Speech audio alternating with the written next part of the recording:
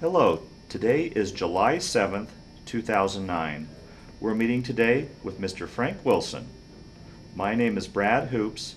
I'm the interviewer for the Northern Colorado Veterans History Project. Welcome, Frank, and thanks for participating today. Glad to Let's, do it. let's start out, if we could.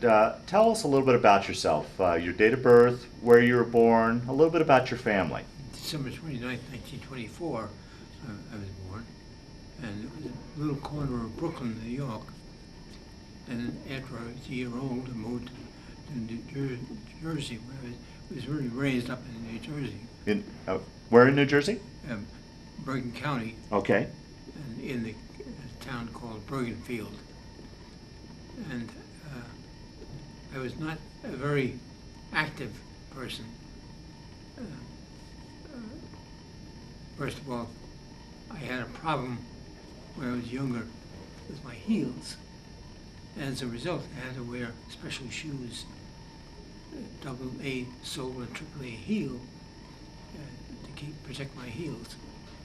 And because of that, I wasn't able to play games or anything, so I lost a lot of experience of activity in sports. Okay. And I regretted that very much, but nothing I could do about that. Yeah, right. Did you have any brothers and sisters? Yes, I had one disaster. I had my oldest brother was 4 years older than I was. I was in my fourth year, 5 later of the year, and he had an infection in his ear, went into his brain, and killed him. Oh, boy. And it didn't affect me very much. You know, at 4 years old, you don't know really what's going on, pretty much. But later on, I thought many times it would be like to have an older brother to get and ask advice for. Right, sure. Really, but and that also was a factor in my life in many ways, because I had a sister who was 2 years older than I was, so I was the only son that was left. Uh-huh. My mother watched over me, especially, and even in grade school. Sometimes I had to be skipped, passed on condition that I could handle the next term, because I lost so much time in sickness. Oh, right. I wasn't really that sick, but my mother kept me home because of that. And also, I had to wear old, heavy clothes in the wintertime. The other kids wore less, and I think they made fun of me. But I was more of a loner, though, too. Yeah. In my youth, and I was not a very outspoken. I was timid. A bully could really just bully me down, Yeah. So I wasn't very good about that. So, and that's really a great part of my life. I never really developed many friends. But just going along and doing the thing the best I could. Yeah. What I was doing. But I graduated from a junior high school in Bergenfield. I think about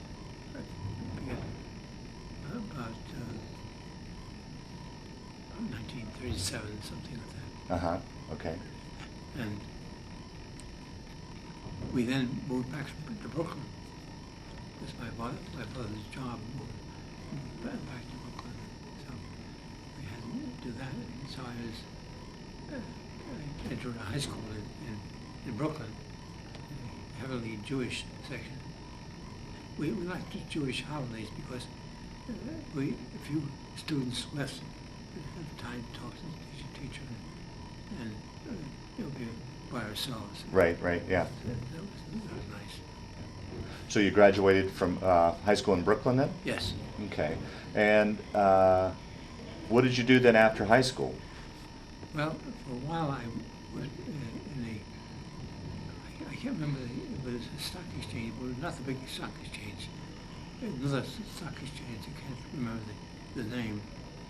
right now, but I worked on the floor there. We have they made notes. You put it in a little bag and put it in the slot and shut or somebody someplace else would give what quotes were made, what stock and so forth. Okay. And so you're able to keep the number of people involved and the floor down to a minimum. You got plenty of people around.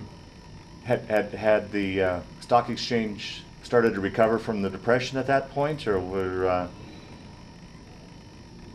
was it still? How? I'm not really sure. Yeah. I wasn't really much involved. Oh, okay. How it would operate. Okay. Okay. But it was a smaller exchange, not the big exchange. Oh, okay. And from there, I decided to volunteer to be drafted because I hated waiting around. So the war had already started at this point? Oh, yes. Yeah. Do you remember where you were when you heard about and what you were thinking when you heard Pearl Harbor had been bombed? Well, let me see. I got a figure for a minute. I was 18 on 1942. December. So I was in high school at the time. Okay. But I don't hold too many memories about that time. Yeah. So you decided to enlist. Was there going to be any issue with your feet, your heels at all in regards to this? Well, matter of fact, at first it wasn't. But then later on, they made me a new pair of shoes with the same specifications in the Army. Is that right? Army shoes, yeah. So you had no problem passing the physical to get in? No. No? No. Now, of all the branches, why did you decide to enlist in the Army? Actually, when I did, when you came in and get examined and so forth, they put me in a line and said, anybody who wants to go right to camp, go to the front line. I said, okay, well, might as well get it over, you know. Wow. So I got in the front of the line and said, and you can choose whatever service you want. So I said, artillery. I said, I did not want to be out in the trenches, in the field. So they wound up sending me to a camp, believe it or not, a Camp Pendleton in the Army Camp Pendleton. Oh, really? You don't hear too much about that. Right, yeah. You know, with one of the Marines. Yeah. This is off the coast of Virginia, right near Virginia Beach. And so we never got down to the beach or anything like that. We passed by the city sometimes, the marshes, that type of thing. And I had a couple of drill instructors there. One was a tough guy. And, he did what he wanted you to do, what he told you, and don't mess around. Yeah. The other fellow was much nicer, general fellow, and so I really got along better with him. But I was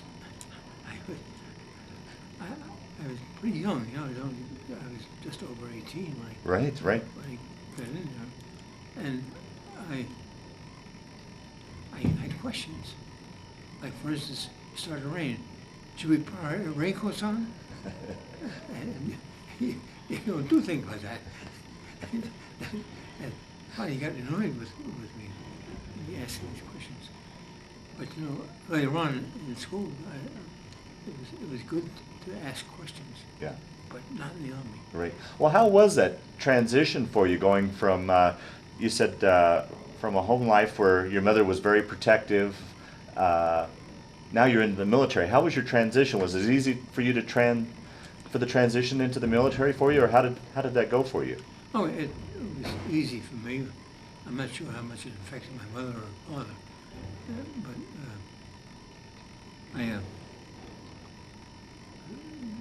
they didn't make a big deal about it.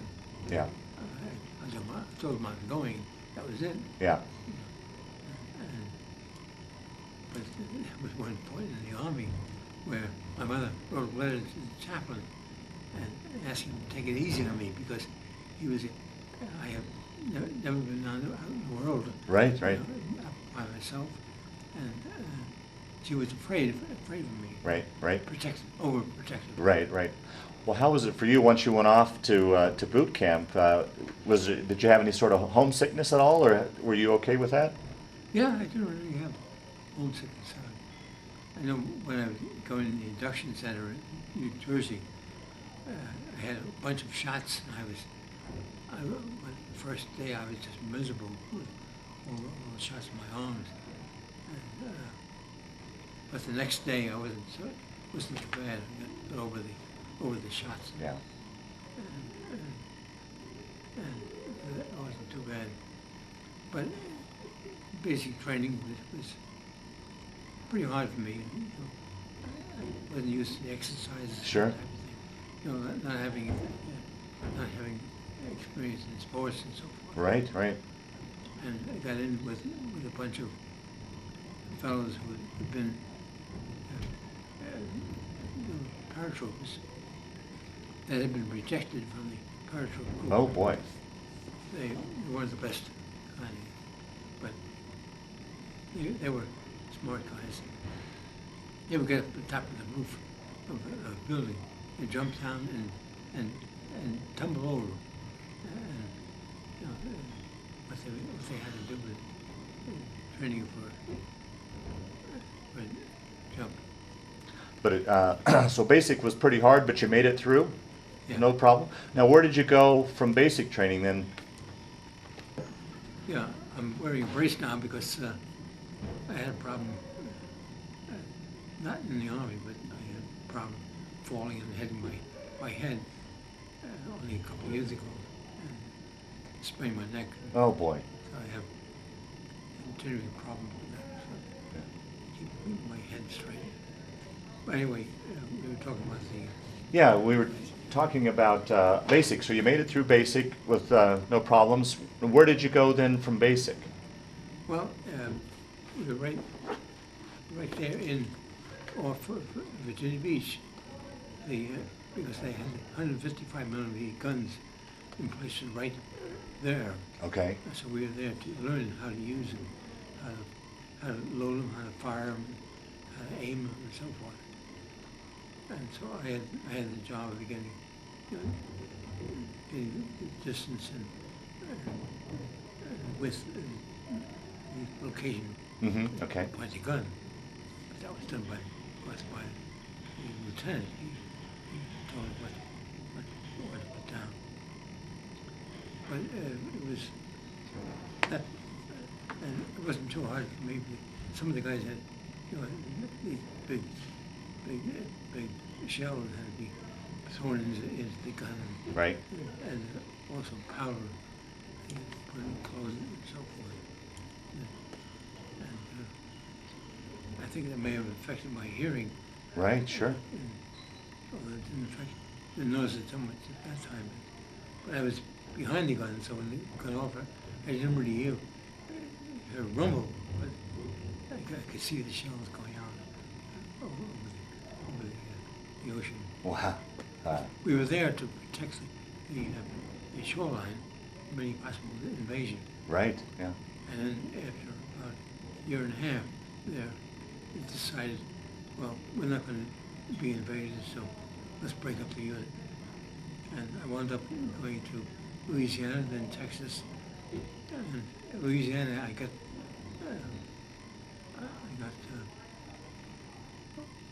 not poison ivy, poison oak. Oh boy. Miserable with that. And also, during my service, I had a problem that I didn't understand it. I only understood it many years later.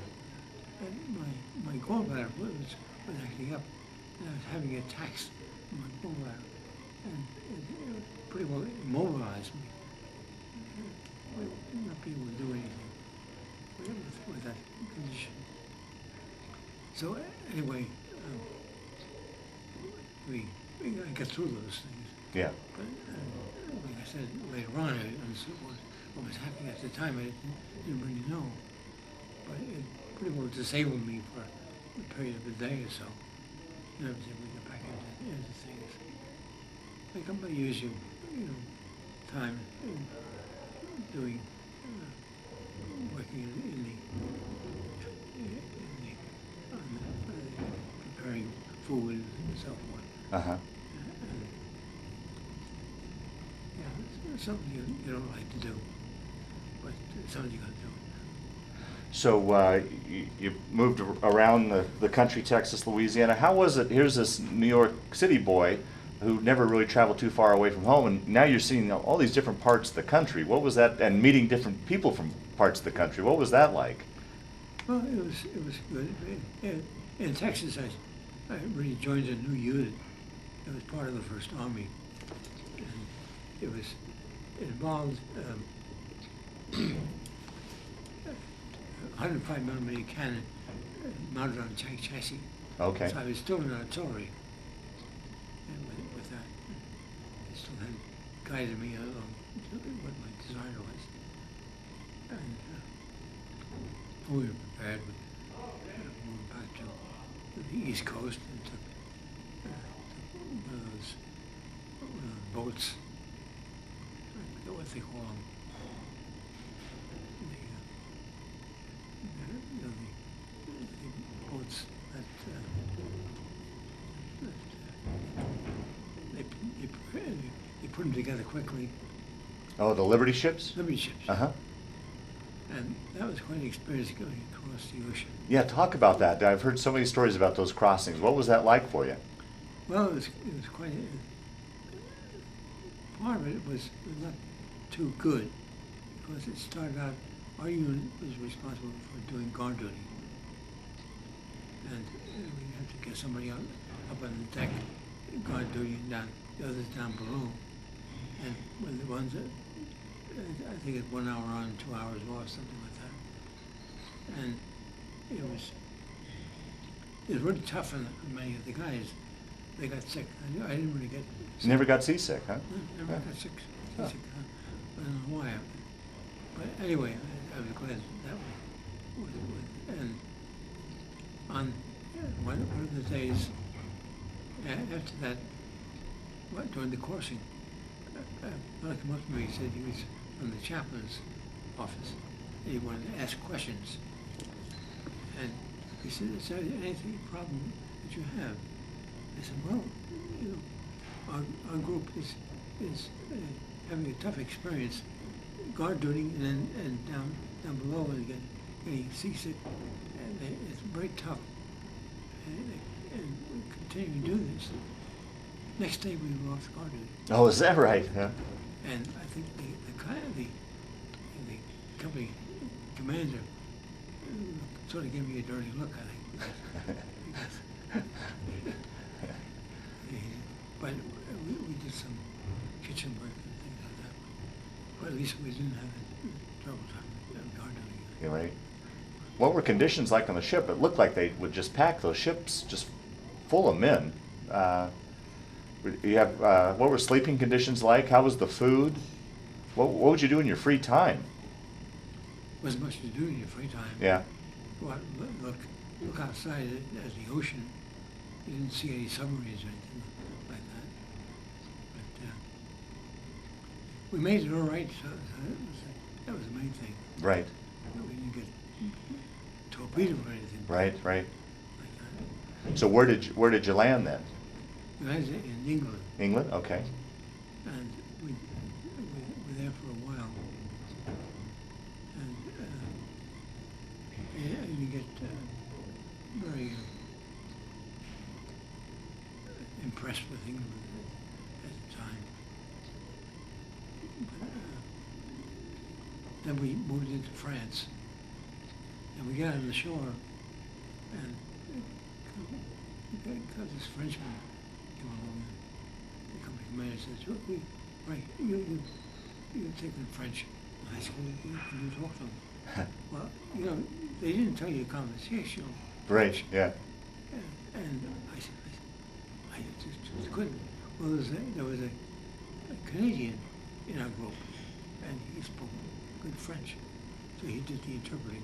Uh-huh. From there on. Now, this was after D-Day when you landed? Yes. Okay, okay. Yes. It was about, yeah, sometime after D-Day, but before the Battle of the Bulge. Right, okay. And we moved around.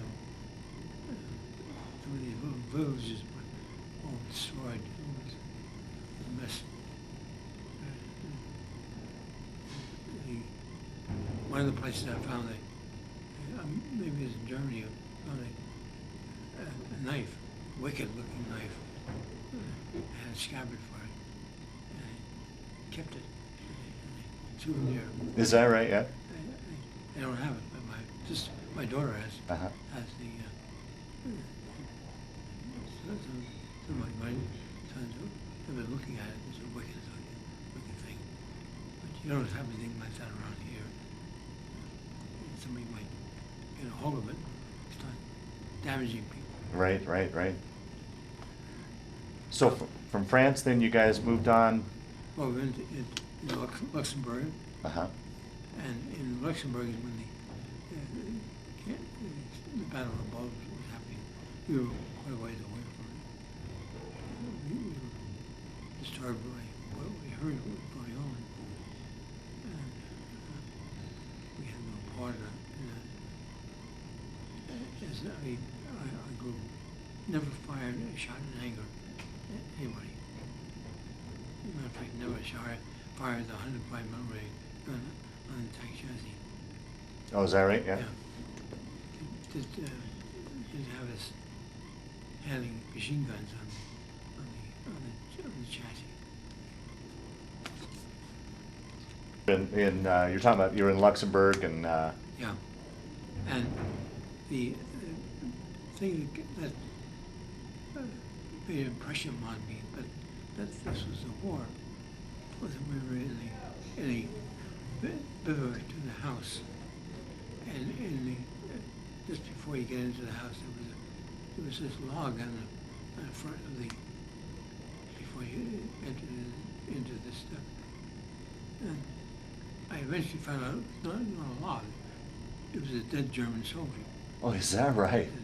It was frozen, dead, and they didn't move him or anything like that.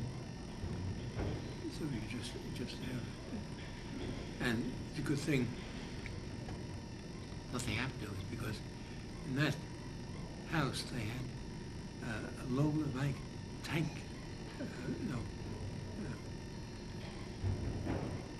bombs. Tank, what do you call them? Bombs. Put them in the way, and tank would hold it around where it get blasted. But it was loaded with those, and if they had a shell that had hit that house, it probably wouldn't have caught up in it. But that was interesting to do, because there's a period of time when they were having shells in the field across the way, and they weren't shooting anything. They weren't hitting anything, but they were just shooting them. The theory was that there was some the Germans had pressed foreign labor to handle shooting the guns. Mm-hmm. They weren't going to try shooting any Americans. But they just had to keep firing the guns. It was fine with us. So this was happening while you were there? You were under attack? Yeah, well, we were really under attack, but this shelling was going on periodically. And nothing was, we were in danger. I'm saying the truth, because it was being conducted by somebody who didn't want to hurt us. Oh, right, okay, okay. So we're glad about that. So how were living conditions for you? You said you guys would take over houses and such. I mean, because wasn't that, from what I understand, one of the coldest winters that Europe had had in a long time? Were you comfortable and staying warm? And yeah, we had proper clothing. Yeah. But I had trouble with my kidneys. What's that? I had trouble with my kidneys. Oh, did you? Yeah, that wasn't so bad. But yeah, we had some other, then we, after we left Luxembourg, went into Belgium and Netherlands, Uh-huh. and then into Germany. During the way we were following the Germans, we set up our artillery ready to shoot. But they weren't doing it. They just wanted to go back to Germany, get set up, and okay, move on. Go another distance and stop and set up, move on and so forth.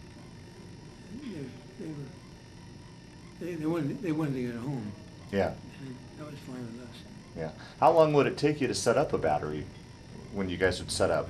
Oh, Is it something you could do pretty quickly, or was it involved, or? well, a couple of hours, but you had a, well, not so much in the 105s. If it was a 155, you had to set up, have the legs of the artillery set in a hole. Uh-huh.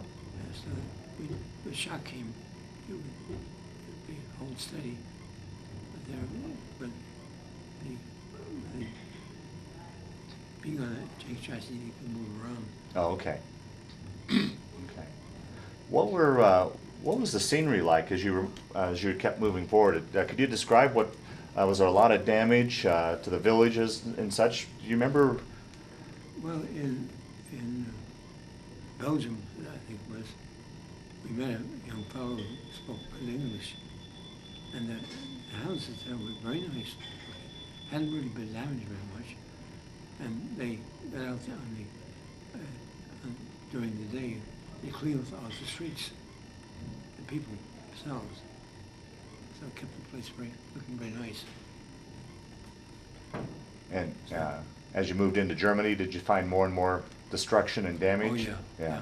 Yeah. Widespread. Would you have much interaction with the civilians at all, or? At times we did, but and of course some of the soldiers, all they were looking out for was sex. Yeah, yeah. And so they, even the Jewish soldiers, they were having sex with these girls. They could speak the language, Right. so they got away with it. And a lot of that was going on, but Yeah. wasn't involved in anything like that. Right. But this boy was really very interesting talking to him. I think he wanted to go to the United States afterwards. He was too young to be in the army, fighting. But we did. Once we get into Germany, then it was different. We were occupations. We were occupying the country. Okay, so when the war ended, then you were part of the occupation force? Yes. Okay. Do you remember where you were when VD or VE Day was announced? I was in Czechoslovakia. Really? Yeah. That was an interesting situation there. But first, before that, in one of the places in Germany, we came to a farmhouse, and it had me go up, climb up the out to a hayloft, and there was all of a sudden there was a rustling of hay. What's going on here? And up comes a head with a submachine gun. Oh, jeez. I said, but they were giving up. They were hiding from the Germans. Oh boy. I got the submachine gun myself, and they said shoot your rifle into the hayloft. I never fired the rifle yet. I was reluctant. I was timid, but I did fire a couple of shots. But they took him out for interrogation.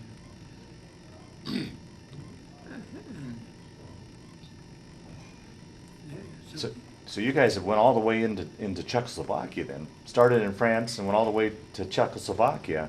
And you were there for VE Day. Do you remember the feeling you had that, boy, I made it through this war, and was it a good feeling that day when they announced that Germany had surrendered? You know, I don't really remember a great exhilaration about it. We just want to get home. Sure, yeah. And when in Czechoslovakia we had a time that the German soldiers were prisoners, and when they get back to Germany, Uh-huh. well, they got some of the Czechoslovakian truck drivers, got their trucks loaded up with these soldiers, and I went along as a guard. Uh-huh, right. I don't have to worry about it. I can carry my carbine, but they weren't going to make any trouble. So we took them to one of the big cities in Germany and dropped them off and started to come back. Then I said to the driver, "I'm going to drive." I'd never driven anything before, but I'm going to drive this truck. Oh, wow. So I'm driving this. I got in, along the way. He was you look at the oil. I was using too much oil, I guess. Didn't like the way I drove. But I was driving, finally wound up at the Autobahn and had a checkpoint. We had to stop. Stayed there overnight, and I guess he drove back to the place. I had gotten lost. But I had my experience of driving. Yeah, right, yeah. A truck, no less. Yeah. So that was a great experience. So you spent your time with the as the occupation force. Did you guys stay in Czechoslovakia, or did you move back to somewhere else? So we went to Germany and from there into Czechoslovakia. And yeah, go back to the time before I went in the army. I joined a group of young people. We sang, listened to music, and they had kissing games. I never participated in them. My mother did not. She thought kissing was sinful. Is that right? And so I was very reluctant to kiss. But I before I left, I got this one girl I liked quite a bit. Came back on furlough and took her out and gave her a kiss. That was the first time I really kissed anybody. Later on, I was the woman that became my wife. Is that right? Oh, wow. Not the same one, but Oh. different one. Uh-huh. And then it was a different story. And we'll tell that story here a little bit later. I wanted to ask you, off the camera we were talking about, you were saying how timid you were growing up and such. Did joining the army change that at all, or were you still pretty timid when you in the service? I was still pretty timid. I was, and a couple of times I accidentally discharged a rifle in the barracks, and I was warned about that. Fortunately, didn't hurt anybody. Yeah. But that made me even more timid. Keep to myself. Yeah. And you said growing up you were more or less a loner. Were you, in the army? Did you develop friendships, or did you pretty much stay a loner in the service? A few situations in Germany, in France. A fellow named Smitty, a good friend of his, and took his picture one time. That's something else about I mentioned it had the machine gun. I traded it in for a camera. Oh, really? And taking pictures. And then eventually I traded that camera in for a pistol, Huh. a loaded pistol, Yeah. about 30 caliber. Never shot that. I brought it home. I never got it. I finally got rid of it. Never turned it in. Because you were supposed to take it to the police station, have the barrel fixed so you couldn't fire it. Yeah. Did that. But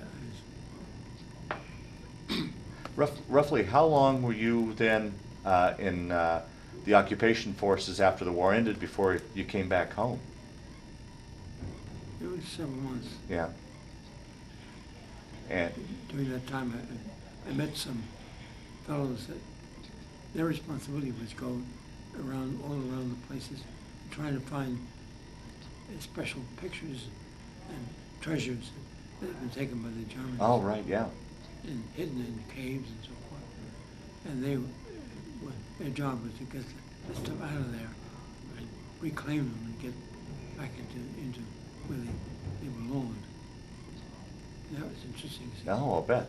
seeing these fellows doing that. Where were you stationed during the occupation? I don't know the name of the town. But you were in Germany or Czechoslovakia? Czechoslovakia. Oh, Czechoslovakia, okay. Yeah. Okay. That's where I think I spent the most time after the war. Yeah. What, as far as communications, back home, did you write home quite a bit? And your mom, I imagine your mom wrote you quite a bit. How was that as far as getting mail? Was it pretty reliable? Were you getting? Yeah. Yeah. And I wrote back. I also sent part of my paycheck back home. Oh, okay. Put into a savings account. Uh-huh. And that was a disaster because I got home and my father had taken most of the money out and used it because he didn't have a job. Oh, boy. And he was offered a job. I said, no, I don't need it because my son sends the money. I'm using that. That was a shock to me. Oh, sure. Yeah, I'll bet. But anyway, from Czechoslovakia, then we went to France to get embarked. And I was being able to pick up basketball. I turned my ankle. Huh. I said, oh no. Next day was supposed to be going off into the ship. I learned something in there. I took a towel. I wrapped it around my foot and my ankle. Next morning, it didn't have a pain in my. Is that right? Yeah. I think it was pretty bad strain too. So it sounds like, you'd said growing up you never really participated in athletics and games, but you're here, you were playing basketball, so you started to kind of pick up on it after you got into the service? Yeah, a little bit. Yeah. Not very much. Yeah. I was not very good at it. Yeah. So you guys departed France to return home? Yeah. Once again by ship? Yeah. Yeah. And any issues with the crossing there? No guard duty or anything like that. Oh, good. Good. No submarines to worry about. Yeah. Right. And Just get us home. where did you guys come into the States at? I never really know what, I think it was one of the ports in New York City. And I was able to get back home from there by the subway. It's, the subway then was only a nickel a ride. Is that right? Yeah. Not about $3.50 Yeah. a ride. That was quite an experience. So after all you'd been through, it must have felt good to be back home. Yeah. Yeah. And then once you got back to the States, were you discharged right away, or did you? Yeah, they asked me if I wanted to get in the Army Reserve. I said, no way. Get me out of here. Yeah.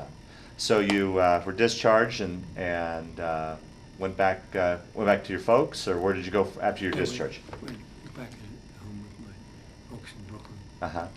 And tell us a little bit about your life after that, after being discharged. Okay, we moved to the place that my boy had been there. We got an apartment in Park Slope area in Brooklyn. And that's where I met a young lady who became my wife.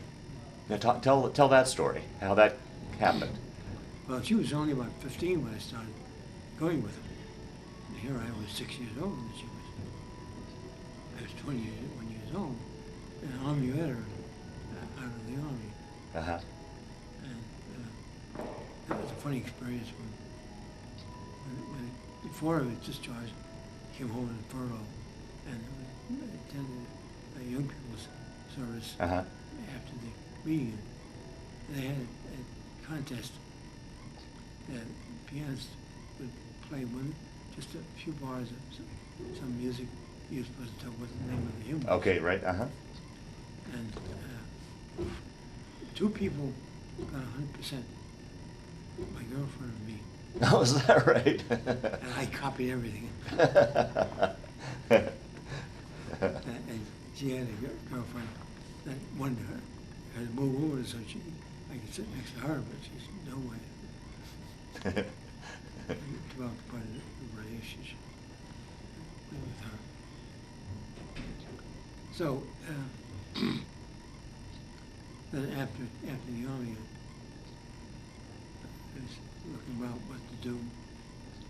I decided I'd go in for accounting. I went into a college in New York City. It wasn't a college yet. It was, yeah, I started in with the PACE. Was not a college. It was just an institution. Okay. But they were very widely known and recognized as being a good accounting college. And by the time I graduated, it was a college. It's now a university. Mm. And that was PACE, you said? PACE. Mhm. Now it's PACE University. What did you get your degree in?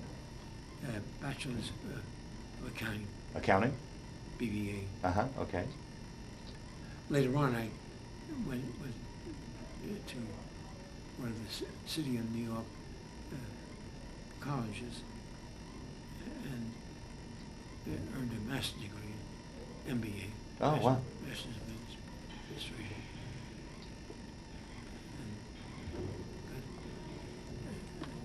And it really only just gave me a little bit more prestige as far as being a college degree and having a graduate degree.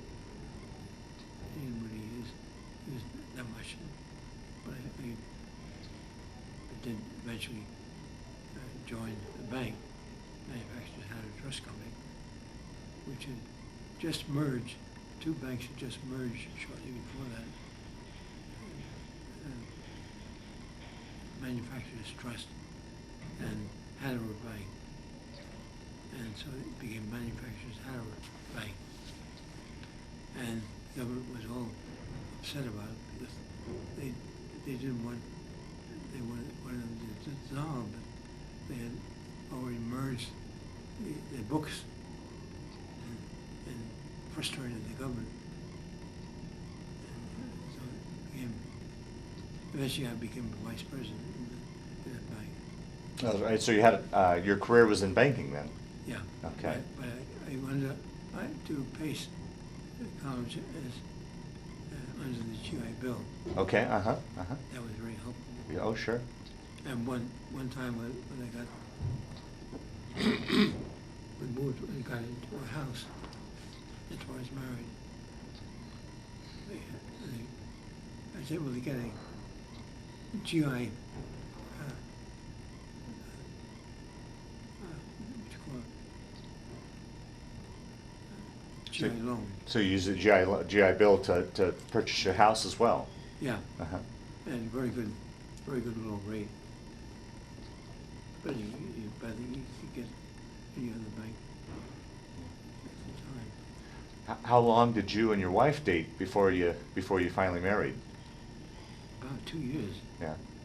But she said, I'm not going to marry you until you graduate from college. And I would bring home my books and study in our house. Uh-huh. And one time I got very sick at 105 temperature. Oh, boy. And they took care of me there, got me through it. Again, it was one of these things that actually turned out it was my gallbladder was acting up and didn't realize at the time. But my then girlfriend sat by the bed and gave me ice water. I drank that and it came running out through my body in sweat. Oh. And it brought the temperature down and the doctor said, "Probably saved my life." Huh. Wow. So it was quite a thing. Wow. Yeah, I was accused of robbing the cradle because I was 25 and she was 19 when they married. But we've been married for over 59 years now. Wow. Wow. So it's pretty lasting. And how many children do you have? We have two, a boy and a girl. Our son is out in Delaware, married to a widow he knew very well. And her husband was a very good friend of his when he got married. And then we moved to, got a house in Brooklyn. We moved to Jersey. Finally, we went down to South Jersey, into about right in the middle of the state, and got a condominium there. It was one of the condominium where you own the house and the land. You earn the house, own the house outright. Mm-hmm. You could sell that. And then eventually moved to Colorado. Yeah, what brought you out to Colorado? Our daughter, Okay. he had gotten married, had two boys, and he had a nursing career. And she suggested we come out there. One day I said to my wife, "You know, I've been thinking about maybe we should move to Colorado." My wife said, "You know, I've been thinking the same thing." And we felt, you know, that when we had a joint meeting of feeling, that was the Lord working in our lives. Uh-huh. And we felt that was. And so before we had this house sold, we moved out and bought a house in Colorado. And of course my sight was beginning to go on the Had you already retired at this point? Oh, yes. Oh, okay, okay. And I retired. They wanted me to stay on and work in a different area. I decided not to. Yeah, yeah. So the situation where my wife was sick a couple of times, I was able to stay with her and not worry about having to go back to New York to go to a job again. Right, right. And how many grandchildren and great-grandchildren do you have? Well, we have two grandsons by birth, and we have, I don't know what you call them. It was, our son married this woman who had two children. So in fact, they were our grandchildren, but I'm not sure how you would say it. How you indicate that. Like step-grandchildren, maybe? Step-grandchildren. Yeah. And one grandson had two children, so we had two step-great-grandchildren. So there's four grandchildren and two great-grandchildren? Yeah. Okay. So that's a wonderful lady out there that my son married. Been hard to hear a couple times. Yeah. Well, we can start to wind down this interview, Frank. Is there anything that I didn't ask you that you wanted to talk about, or any stories you can think of that we've skipped over that you'd want to add to this tape, that so we don't leave anything out? Can you, is there anything that, or not, if you think we covered everything? Yeah, there was some things I'm not sure I remember exactly what they were, but I was thinking about. You mentioned about getting the gun in Germany. Uh-huh.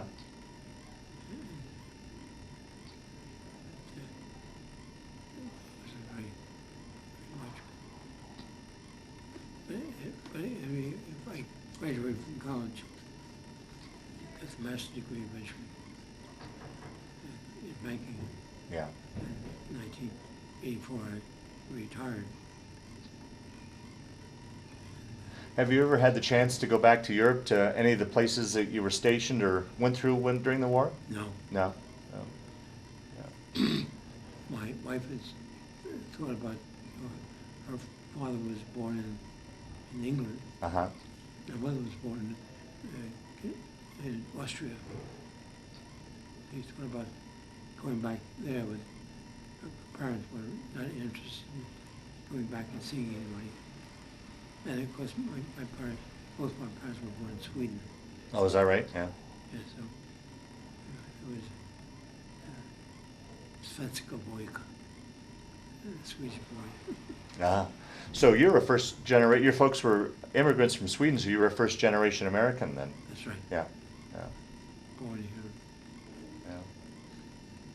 Yeah, it was. And I had some problems now which occurred after I retired. Fell a few times.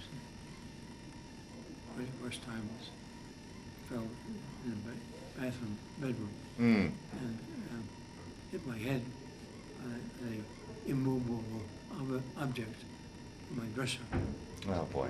And I thought you would think that I hurt my head. I didn't have much of a mark on my head at all, but it was the neck. It was damaged.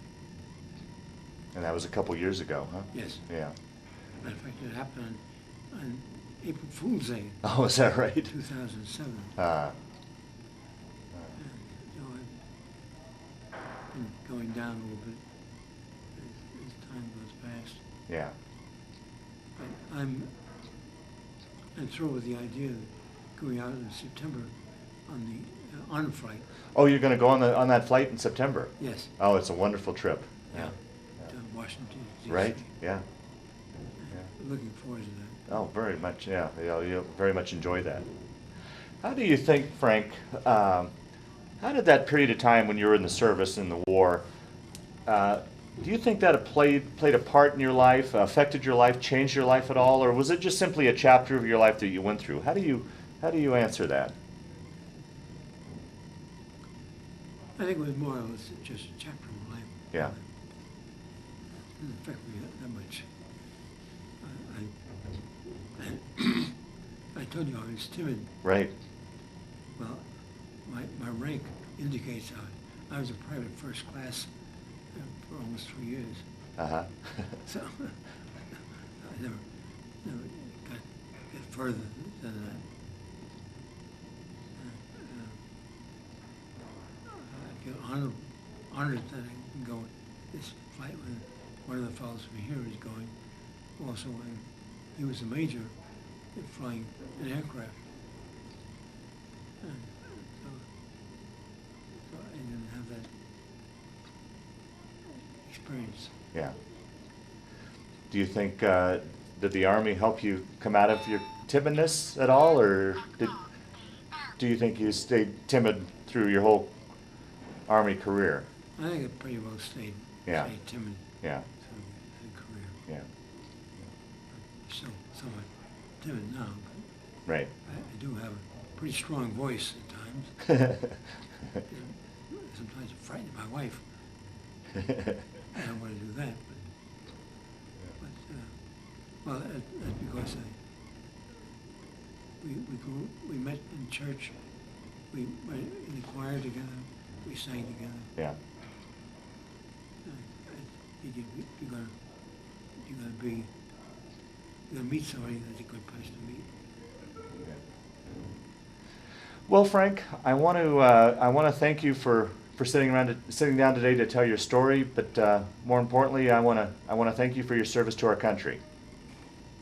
Thank you.